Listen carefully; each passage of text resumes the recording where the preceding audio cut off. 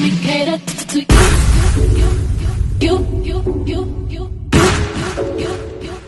Let me cater to you.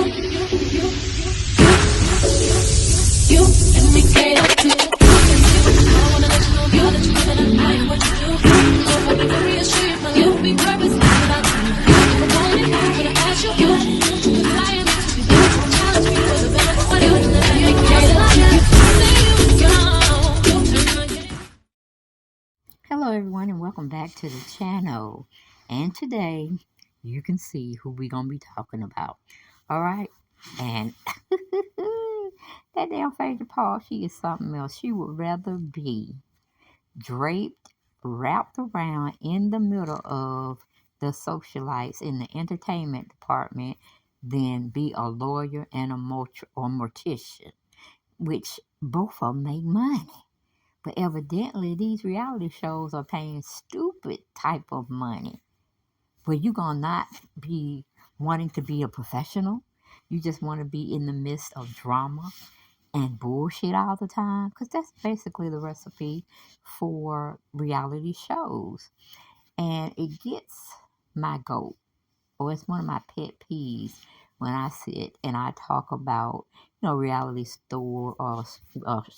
stories or reality shows with other like-minded people and educated people and things of that nature. And it's almost like you done bit off the forbidden fruit in the Garden of Eden. And your knowledge has been wide open for you, and you just gonna do whatever you feel like you gonna do in that garden, okay? That's why the Lord threw them out. That's why he threw God dog Adam and Eve out that pretty, supple, gorgeous Garden of Eden, okay? Well, they had to worry about nothing. The goddamn after Eve bit that apple and pretty much seduced him in a way. Poor Adam, he didn't have a chance. And they were known to things that they should not have been known for, and they had put a expiration on their heads, okay, which is where we all are at today.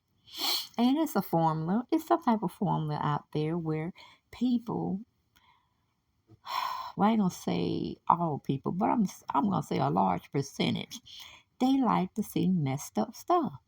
They like to see drama, feel entertainment.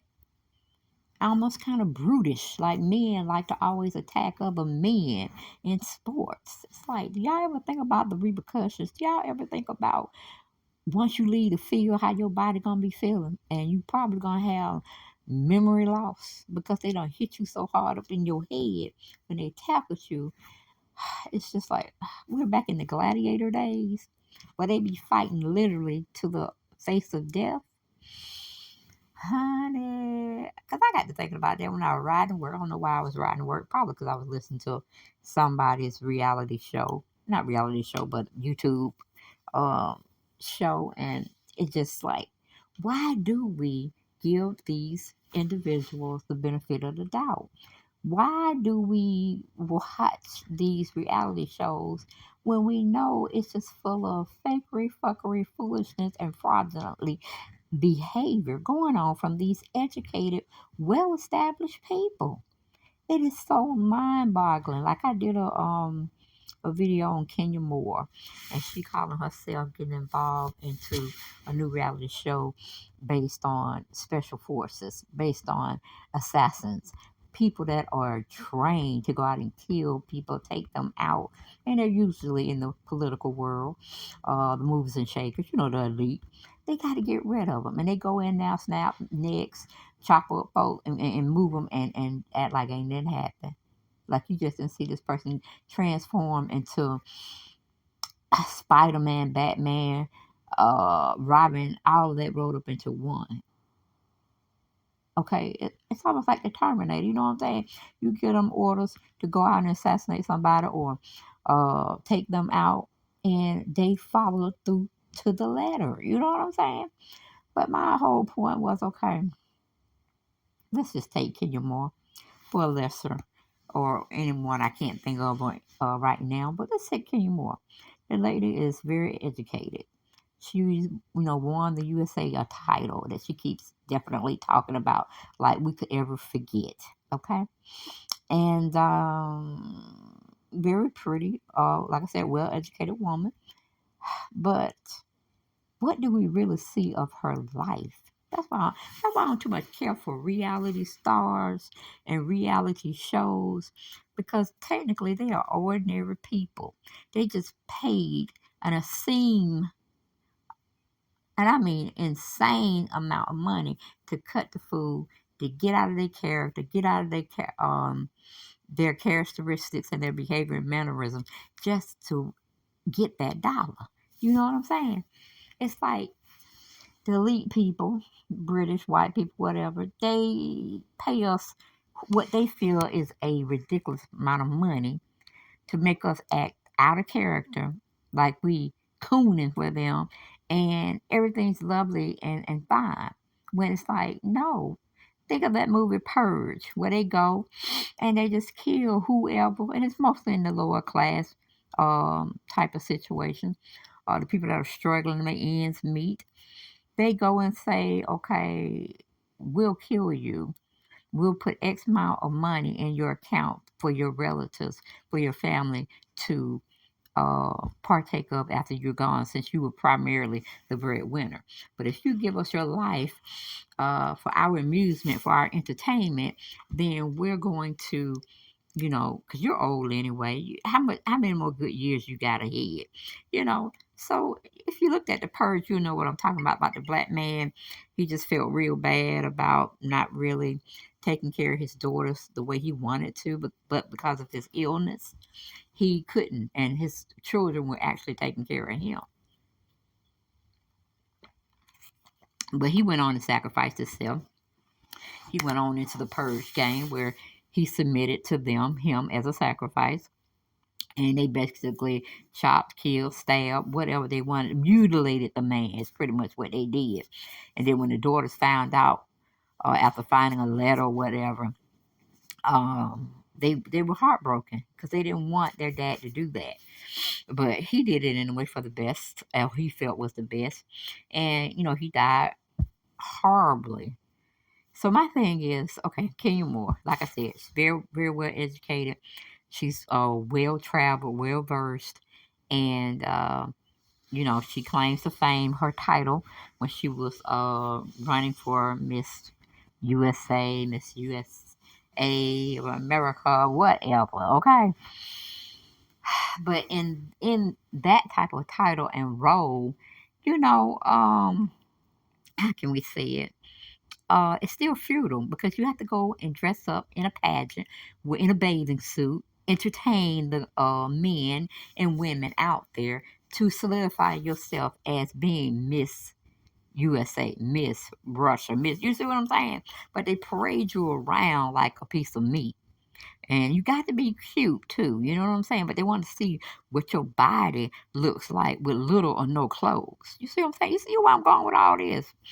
But women, as well as men, but mostly women, they go on these shows knowing they're not going to be shown in the best light, knowing they're going to be looking like a fool, knowing they're going to have to get in senseless arguments to make that dollar, where they can later on come out and be the person that they want everybody to be proud of, that they want everybody to be, what do you call it, blessed to be in their presence type of situation.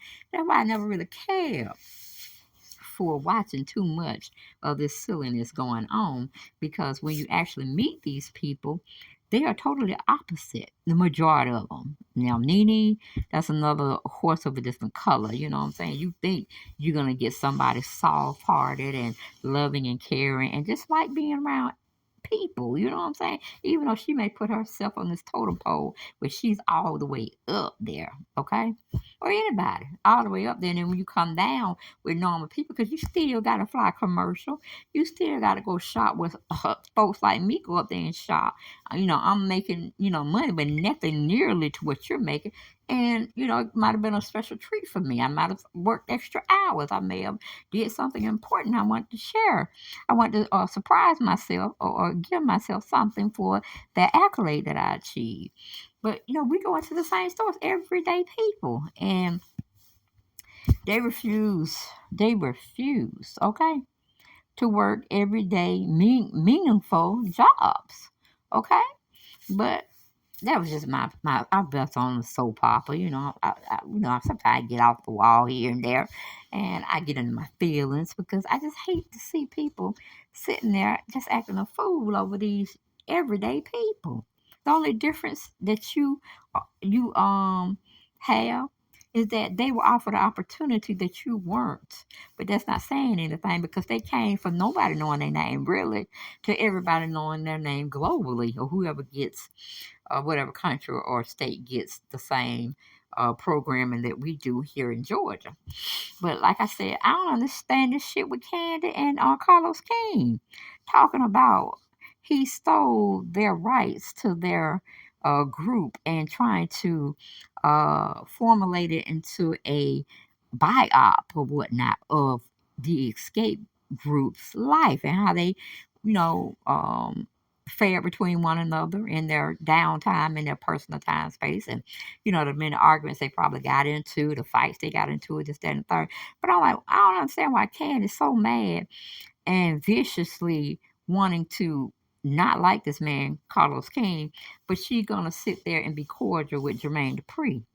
Don't Jermaine Dupri own the music, the catalog of music from Escape? Shouldn't y'all be mad at him, taking him to court, trying to see what you can get out of or whatnot? And this girl escape group can formulate their own rules and regulations on how they're gonna move with a buy-op or a tell-all. Come, like, if it was that important, why y'all hadn't? Well, I can see because y'all don't like each other really in real life. Y'all have to fake the funk and do it for PR press deals and stuff of that nature. But y'all really don't like each other. Only person I can say that probably can have a non-biased opinion is Tiny. I never heard her get in an argument saying she did this much, she just said this that wasn't right, this, that, and the third. She always seemed to be the mediator.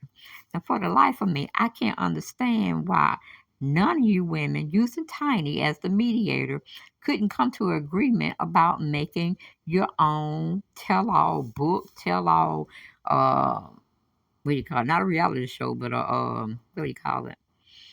A memoir of the comings and goings on how Escape got founded, how they developed into the women that they are now. Something to that degree. It just mind boggles me. Okay, but the Candy, everything looks like dollars and cents to her. She don't necessarily have to play the part, but as long as it makes sense to her financially. And I ain't got nothing wrong with baby girl doing that. Yeah, set up your gold mine if you must. Okay, set up your big ticket lottery thing. But to me, Candy, what ain't Kenya, Cynthia, Sheree, all of them need to be gone from Real Housewives of Atlanta. It's like, to me now, it's just like going into a job for 50 fucking years and you still feel like you can do 54 more years at that job. Are you crazy? Are you sick in your head or something? Shouldn't it be something else you should be accomplishing? Is it not any other accolades you want to do? It should be like a 5 to 10 year ban. Once you don't hit those plateaus, we saying goodbye to you. Because just like they found Candy, Kenya, Sheree, Nene, they can find the next Candy, Kenya, Sheree, Nene, just another whole group of women. They don't understand that, but that's the only formula that's going to work right now.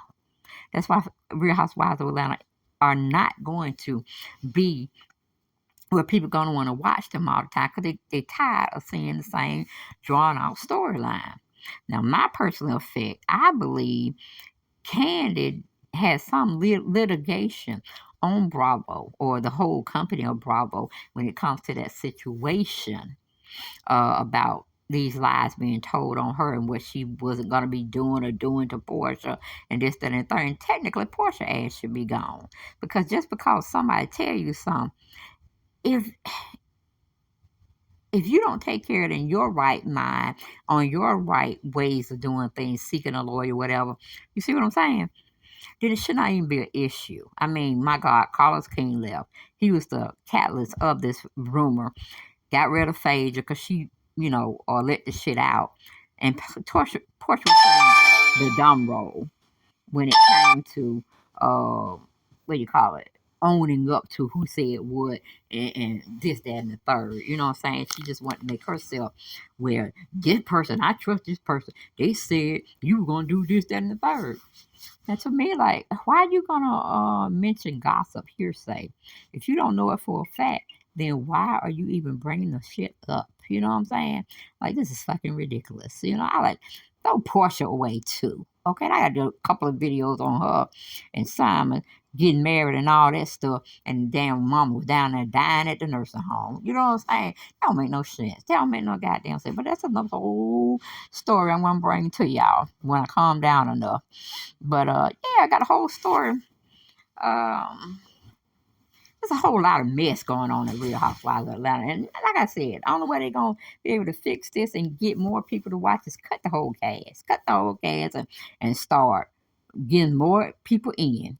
And you just rotate them in, rotate them out. And if they ain't working, it's a problem they're gonna show up sooner or later. You know what I'm saying?